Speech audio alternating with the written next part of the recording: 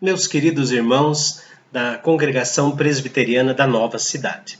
Ontem não foi possível participarmos, do culto, dada as chuvas tão fortes aí na Nova Cidade, o que impediria muitos irmãos de irem à igreja, uma vez que a chuva estava muito forte. Então, eu prometi ontem que nós faríamos pelo menos um resumo do estudo que faríamos no culto da noite, e eu agora vou gravar uma parte desse estudo para que possamos não perder a oportunidade de conhecer um pouco mais sobre a oração que o Senhor Jesus nos ensinou, a oração chamada de Pai Nosso, ou a oração do Senhor. Nós estamos na expressão Pai. Pai. Jesus mostra que para ele o Pai é ele mesmo que se fez filho. Foi o que vimos na semana passada. E Jesus faz uma distinção muito grande entre meu Pai e vosso Pai, Porque Jesus não está em pé de igualdade conosco. Ele é diferente, ele é o próprio Pai que se fez filho. Então isso nós vimos semana passada. Mas eu quero conversar com os irmãos hoje o que significa Pai para o ouvido dos judeus, principalmente na época em que o Senhor Jesus falou. A época que o Senhor Jesus falou foi no início do seu ministério, no Sermão do Monte, onde ele estava ensinando as regras para se viver no reino de Deus.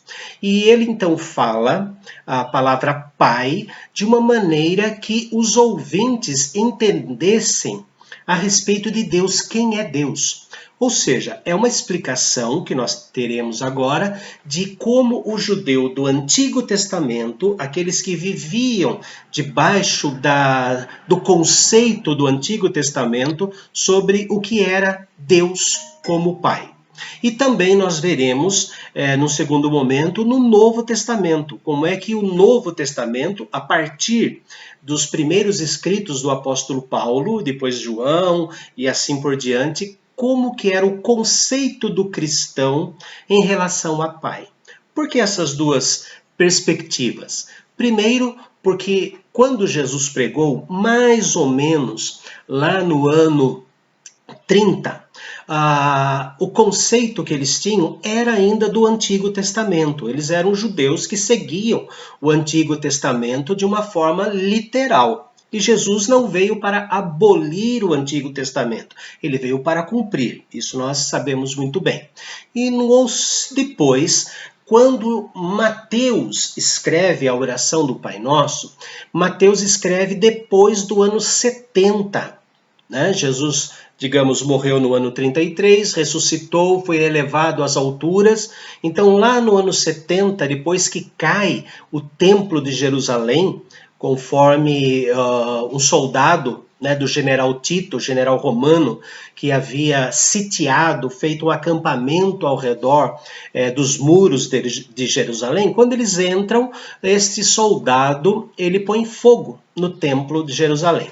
Então, Mateus escreve o Evangelho, a história do Senhor Jesus, para um povo que estava perdido, porque não tinha mais onde adorar.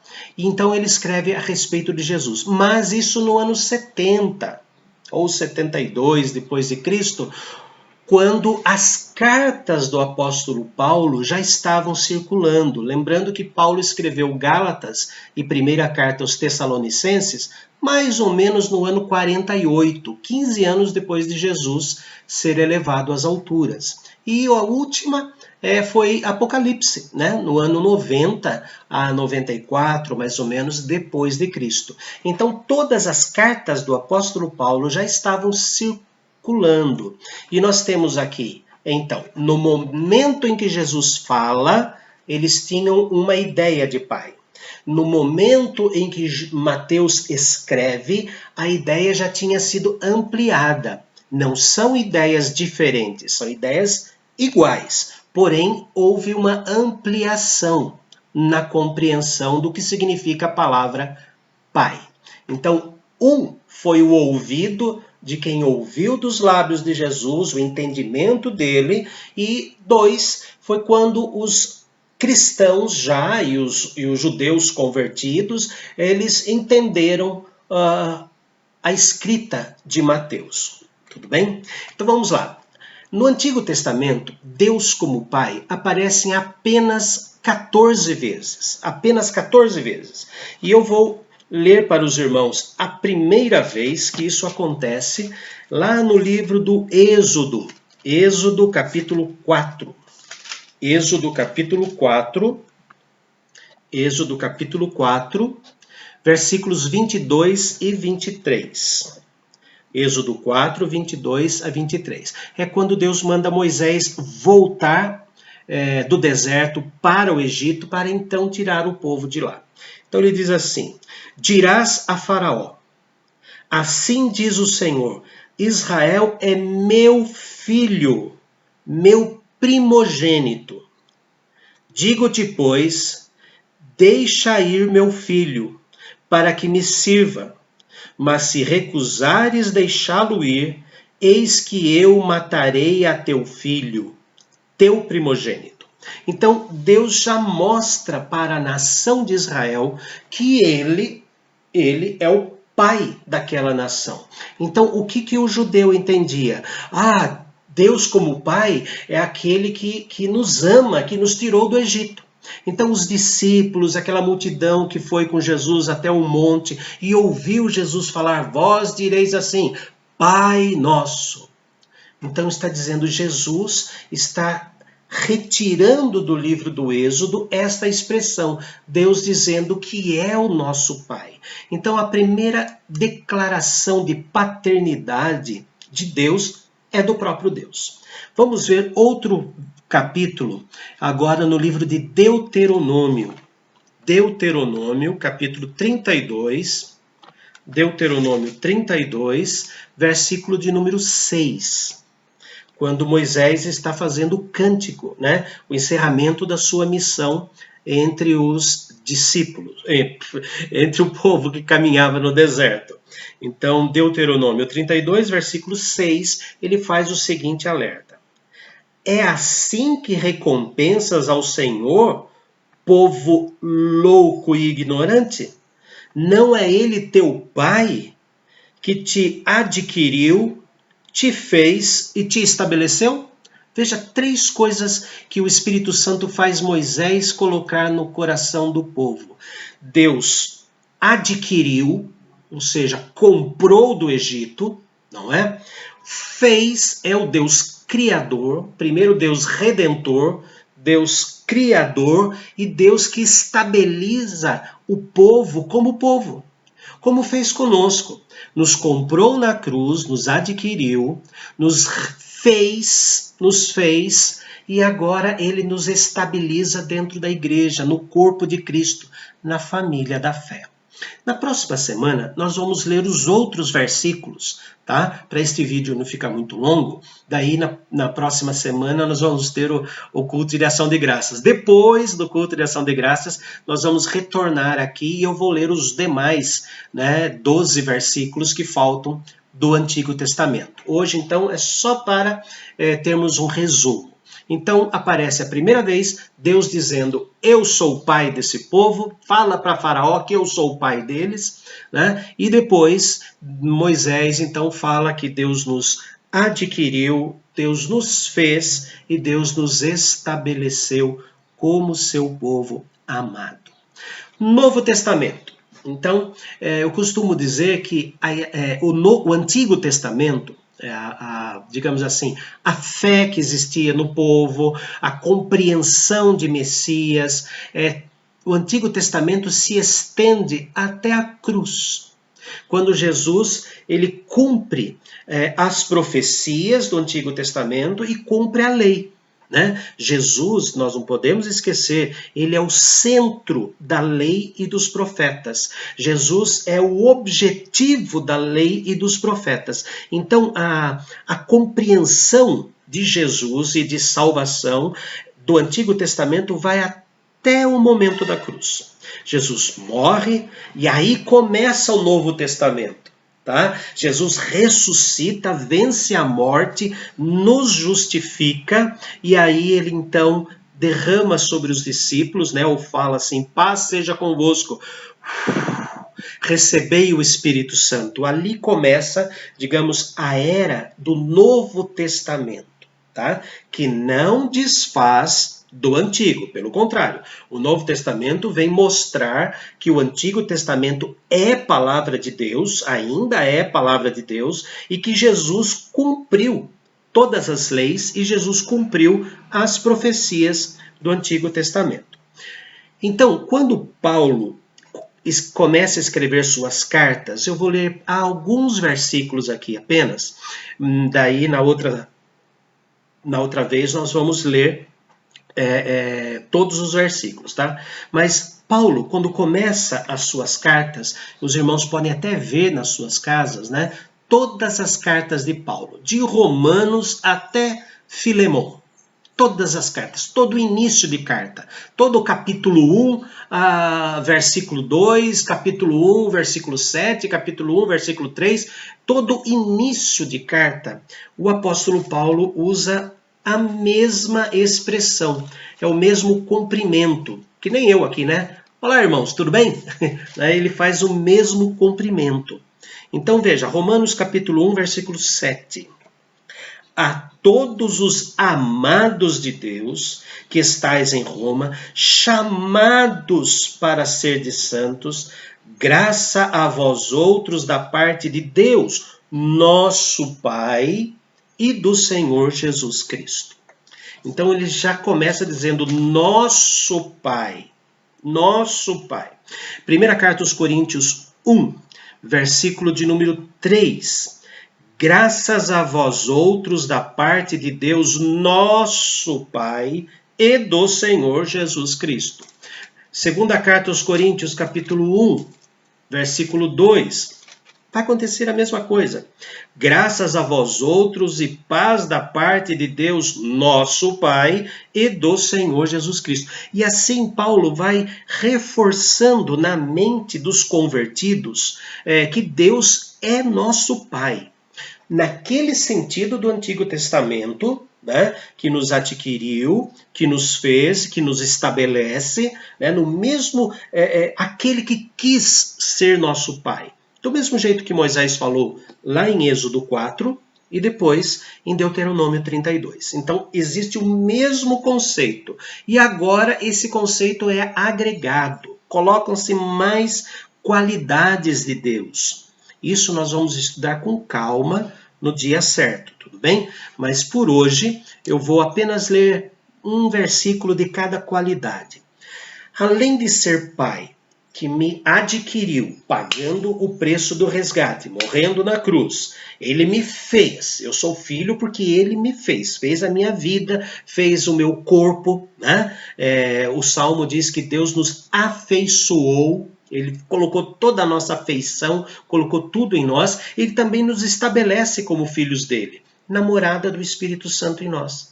Nós só somos filhos de Deus e só somos membros do corpo de Cristo, só somos membros da família da fé, porque o Espírito Santo que está em nós nos estabelece como filhos de Deus, não nos deixando cair da graça, como os irmãos pentecostais dizem.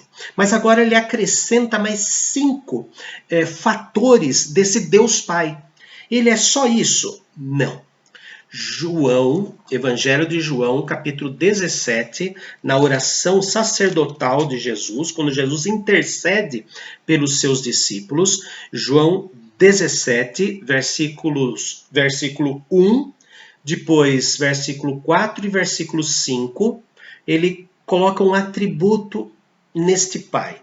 João 17, 1 diz assim: Tendo Jesus falado essas coisas, levantou os olhos ao céu e disse: Pai, é chegada a minha hora, glorifica a teu Filho, para que o Filho te glorifique a ti. Ele é Pai que me adquiriu, o Pai que me fez, Pai que me estabeleceu, porque Ele é um Pai glorioso, glorioso. Versículos 4 e 5. Eu te glorifiquei na terra, consumando, né, terminando a obra que me conferiste a mim. Ou seja, para morrer na cruz. Jesus já estava dizendo a Deus que ele morreria na cruz, né, que glorificaria a Deus morrendo na cruz, isso antes de ser traído, antes de ser julgado. Tá? Então Jesus, quando falou, Pai, passa de mim esse cálice, ele não estava desistindo da ideia. Tá? Ele já sabia que veio na terra para isso. Eu te glorifiquei na terra consumando a obra. Lembra-se da penúltima palavra da cruz? Está consumado. Exatamente. Versículo 5. E agora glorifica-me, ó Pai, contigo mesmo, com a glória que eu tive junto de ti antes que houvesse mundo. Jesus dizendo que é o próprio Pai. Então é o Deus glorioso. Ainda em João 17, entra um outro atributo de Deus, que ele é um Pai glorioso. E agora, capítulo 17 ainda, né, de João, versículo 11. Já não estou no mundo, mas eles continuam no mundo, ao passo que eu vou para junto de ti. Pai Santo, guarda-os em teu nome que me deste, para que eles sejam um, assim como nós. Ele coloca agora o atributo de Pai Santo.